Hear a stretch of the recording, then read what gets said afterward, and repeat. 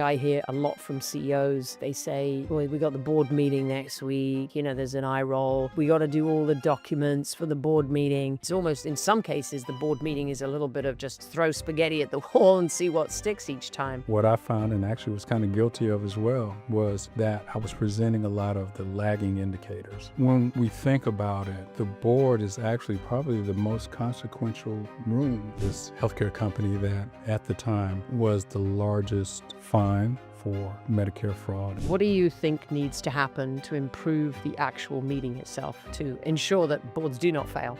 I'm glad you asked, because Another reason why boards may fail, we touched on it a moment ago, is what actually happens in the meeting, right?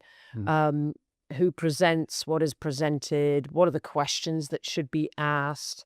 What do you think needs to happen to improve the actual meeting itself, to ensure that boards do not fail? I'm glad you asked, because that's kind of the DNA, the line that goes through all of Okay. the templates in BoardKit. So we built BoardKit, 9 templates that cover the gamut of the board life cycle, if you will, from prior preparation to conducting the meeting itself, post-meeting follow-up, and all the things that happen in between. And one of the things that I think is really key to ensuring that this board is effective and works well is a measurement system, a performance evaluation system that not only tracks how well these individual board directors are performing, but how is the actual board itself performing as a whole. So I'm an operator, co-founded a population health management company some time ago, and one of the things that I learned is what doesn't get measured doesn't get managed.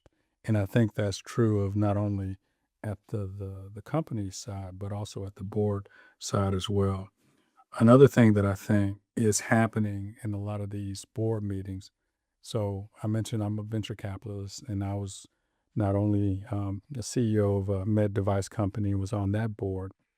What I found, and actually was kind of guilty of as well, was that I was presenting a lot of the lagging indicators, like the historic financials or KPIs, versus really what is forward looking and what do we really need to start thinking through in terms of the direction that the company is going in. So you were sort of looking into the past In the past, versus you can't drive worrying a car looking about in the the rear future. view mirror. You Yeah. got to Yeah. look into the future. And I think an effective board will be asking those questions, and an effective and prepared CEO who is conducting the meeting would have those KPIs or those indicators that are looking forward, those forward-looking indicators. One of the things I think I hear a lot from CEOs is they say, boy, we got the board meeting next week. There's an eye roll. Oh, we got to do all the documents for the board meeting. It takes up a lot of time, and I feel like there's a lot of energy put into it. And no one sort of has there's no guide, right? So it's almost, in some cases, the board meeting is a little bit of just throw spaghetti at the wall and see what sticks each time. Is that also a problem that you're trying to solve, to help take some of that sort of energy and time away from the CEO having to think up, what am I going to plan for this board meeting and how is it going to be run? Is that also Oh, part of it? absolutely.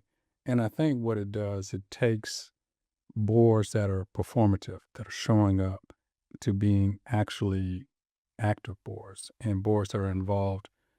When we think about it, the board is actually probably the most consequential room or meeting in that particular company. In developing Board Kit, I looked at some real world failures, starting with my own at this healthcare company that at the time was the largest fine for Medicare fraud and restructuring that happened right after that. I saw firsthand a board being reconstituted. I saw firsthand 9 out of the top 12 officers, being removed as a consequence of this.